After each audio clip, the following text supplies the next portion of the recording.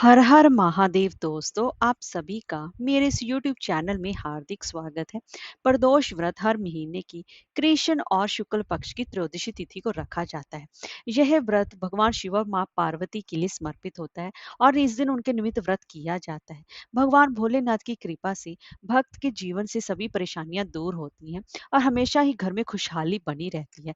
जिस वार को प्रदोष व्रत पड़ता है, उसी के नाम से ही प्रदोष व्रत जाना जाता है। ज्येष्ठ मास की कृष्ण पक्ष की त्रयोदशी तिथि को प्रदोष व्रत जो किया जाएगा, वह भौम प्रदोष व्रत जाना जाएगा।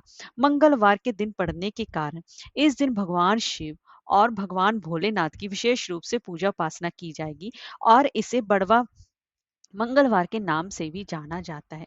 और संयोगवश इसी दिन ही मासिक शिवरात्रि भी पड़ रही है। तो दोस्तों, आज की इस वीडियो में हम जानेंगे कि भौम प्रदोष व्रत कब पड़ रहा है और इसी के साथ साथ भौम प्रदोष व्रत की पूजा का शुभ मुहूर्त क्या रहेगा, पूजा विधि क्या रहेगी, मासिक शिवरात्रि कब है और मासिक शिवरात्रि का समय क्या रहेगा। और इसी के साथ साथ मैं आपको इस वीडियो में भौम प्रदोष व्रत और मासिक शिवरात्रि व्रत की व्रत कथाएं भी रसपान कराने जा रही हूँ। तो चलिए वीडियो शुरू करते हैं। दोस्तों, अगर आपको हमारी ये वीडियो अच्छी लगी हो तो लाइक, शेयर और सब्सक्राइब करना ना भूलें और कमेंट बॉक्स में हर हर महादेव अवश्य लिखिए। तो चलिए वीडियो शुरू करते हैं।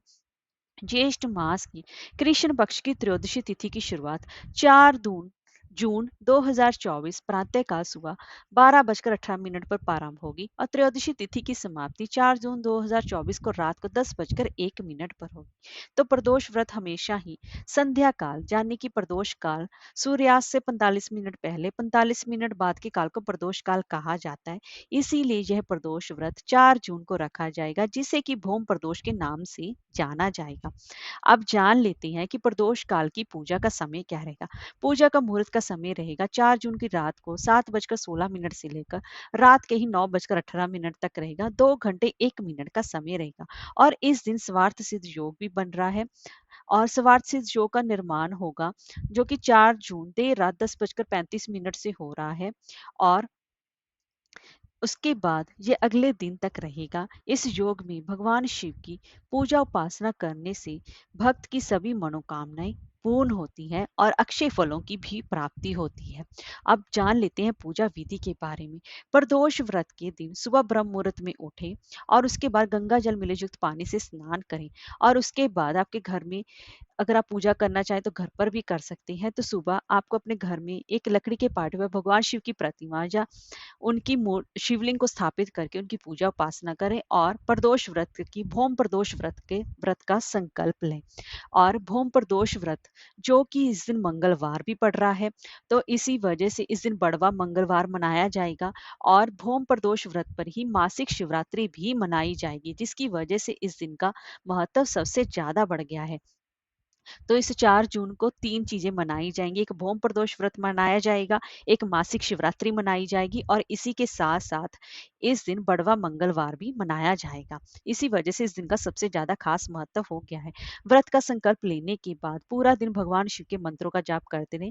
आप व्रत चाहे निर्जल व्रत भी रख सकती हैं, चाहे तो फलाहार व्रत भी कर सकती हैं। इस व्रत में भी अन्न का सेवन नहीं किया जाता और शाम के समय आपको फिर से नहाना धोना है और साफ सुथरे वस्त्र पहनकर किसी पास ही के शिव मंदिर में जाना है और वहां पर जाकर सबसे पहले भगवान गणेश जी की पूजा उपासना करनी है और उसके बाद माँ पार्वती जी की, फिर कार्तिकेय जी की, फिर नंदी जी की, उसके बाद भगवान शिव का पंचामृत से अभिषेक करना है।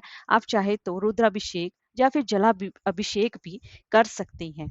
और इसी के साथ साथ भगवान शिव के वहां पर पूजा उपासना के करने के बाद वहां पर बैठकर भौम प्रदोष की व्रत कथा का भी रसपान करना है।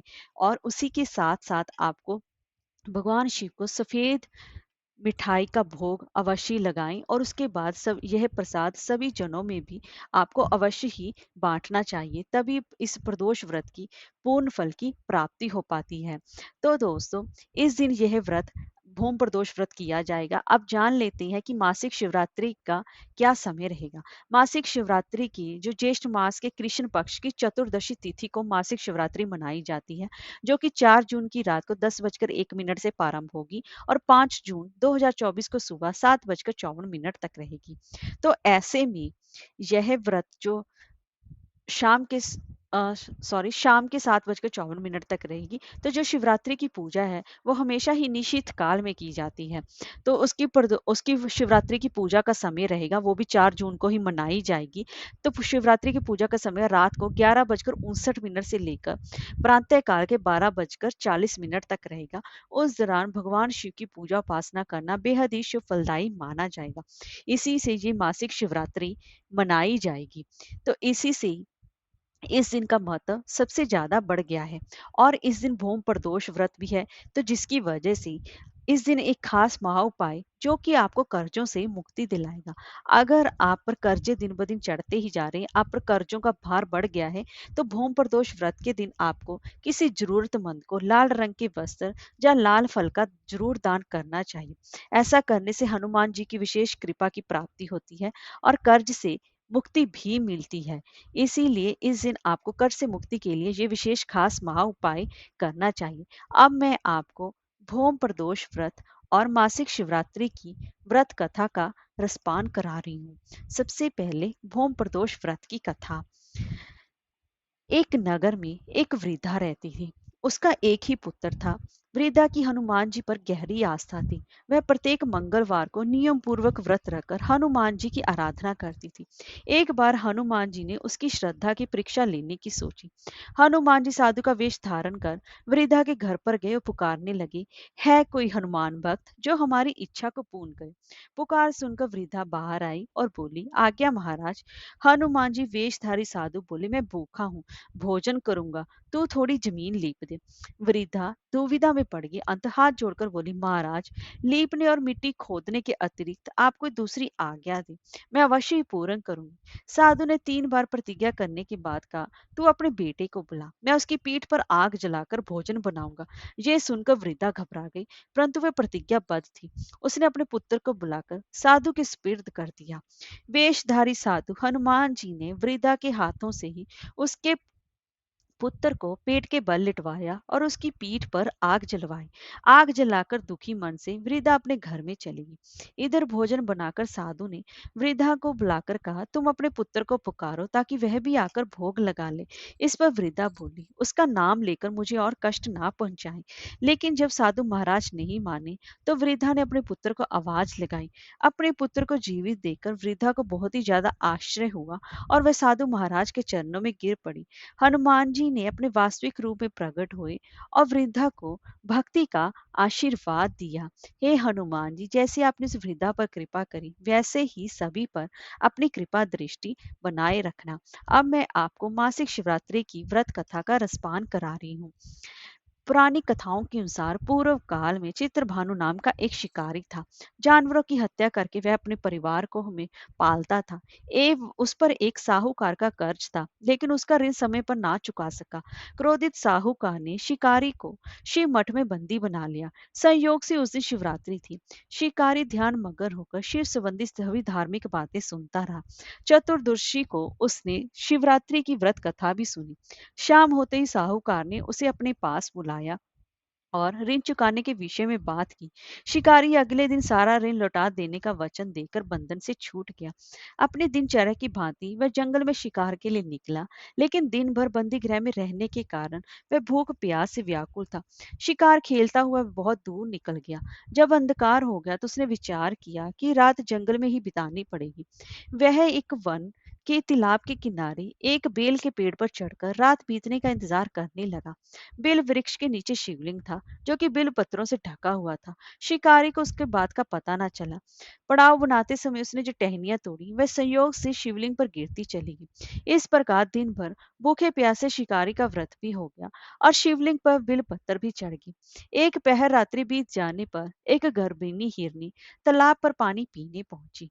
शिकारी ने धनुष पर तीर चढ़ाकर ज्यों ही प्रत्यंचा खींची, हिरनी बोली, मैं गर्भिणी हूँ, शीघ्र ही प्रसव करूंगी।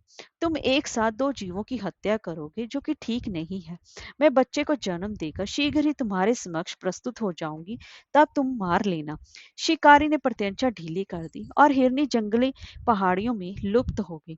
प्रत्यंचा चढ़ाने तथा ढीली करने के वक्त कुछ बिल पत्र अनायास ही टूटकर शिवलिंग पर गिर गए। इस प्रकार उससे अनजाने में ही प्रथम पहर की पूजन भी संपन्न हो गया।